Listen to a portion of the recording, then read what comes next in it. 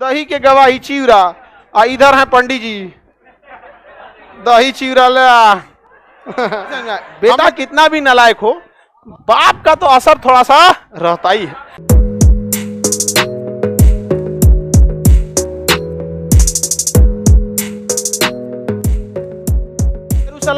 यरूशलेम किसकी राजधानी है? इजराइल। और फिलिस्तीन की राजधानी रामाल्ला। फिलिस्तीन कितने भाग में बांट दिया है? 2। ये क्या कहलाता है? गाजा पट्टी।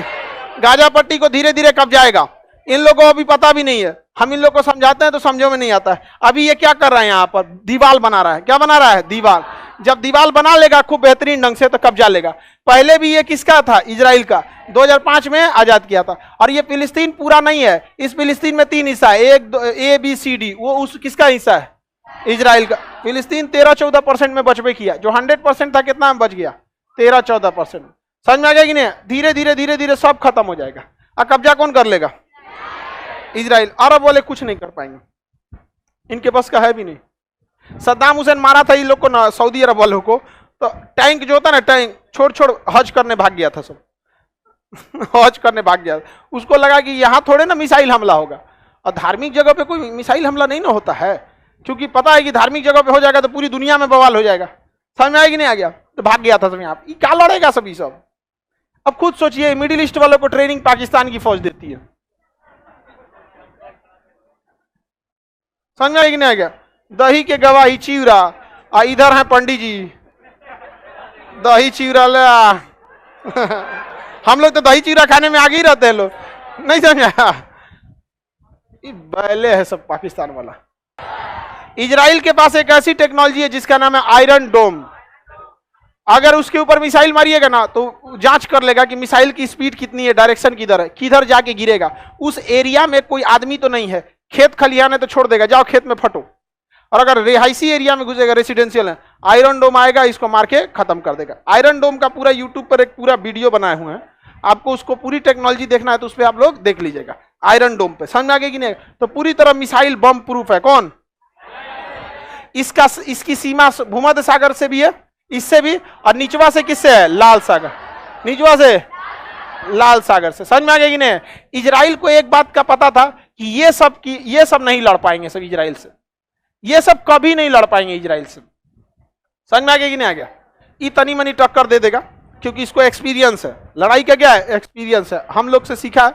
और कुछ भी है तो बाप का असर तो बेटा में रहता है, नहीं समझ में आया? बेटा कितना भी नालायक हो, बाप का तो असर थोड़ा सा रहता ही है। और दूसरा कि इसके पास परमाणु बम है। समझ में आया कि नहीं? एट लास्ट कुछ नहीं होगा तो फेंक देगा ससुरा। इस वजह से बस आदमी इसको रखता है, क्योंकि परमाणु बम की वजह से थोड़ा सा पावर।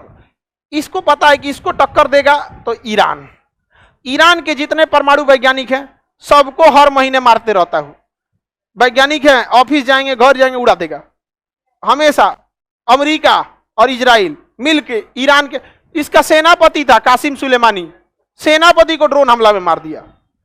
इसका सब एक तो फकीर ज्यादा था एगो, इसका वैज्ञानिक मार दिया उसको ड्रोन हमला में। तो इसके जितने वैज्ञानिक थे सबको कौन मार दे रहा है? इजराइल। ये कर हम बदला लेंगे। अरे यार बदला लोगे तुम, यहां पर वो बैठल रहेगा।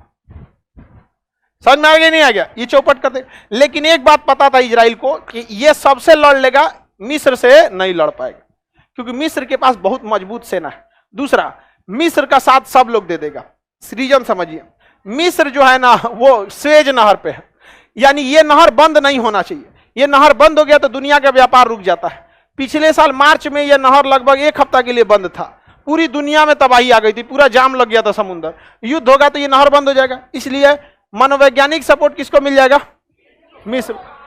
मिस्र को मिल जाएगा। तो इजराइल ने ना कब्जा कर लिया किसको? मिस्र को कब्जा कर लिया।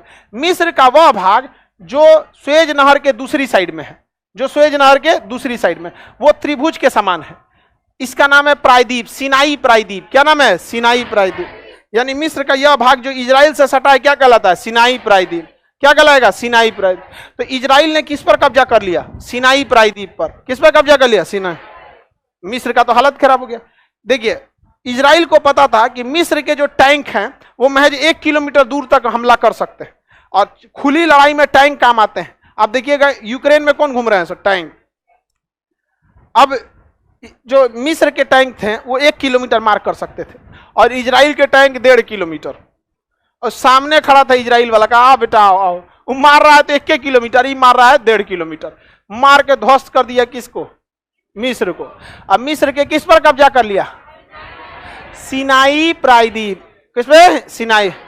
इतना होशियार है, इतना होशियार इजराइल। भाई अरब देश वालों के पास तो उतना दिमाग नहीं है।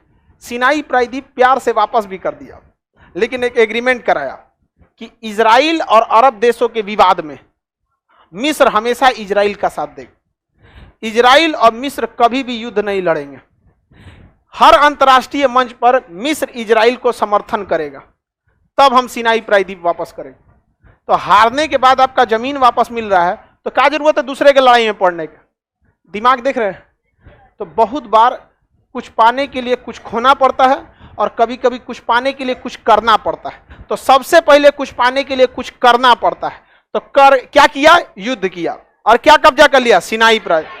अब उसके बाद कुछ पाने के लिए कुछ खोना पड़ता है। You have to leave better for the best. समझ में आया कि नहीं आ गया? क्या इन सब के पास इतना दिमाग है? सर ये लोग तो बहुत दिमागी हो गए, इजराइल वाले बहुत दिमागी होते हैं, बहुत दिमागी। हाँ, विश्व का दिमाग सबसे तेज दिमाग किसका माना जाता है? इजराइल का। उसका दिमाग बेचिएगा तो सबसे सस्ता बिकेगा, क्योंकि सब यूज कर गया है, और सबसे महंगा दिमाग इन 100 का बिकेगा। अभी तक यूज नहीं हुआ, नया है एकदम है। तो अभी मुर्गा लड़ा रहा है सब,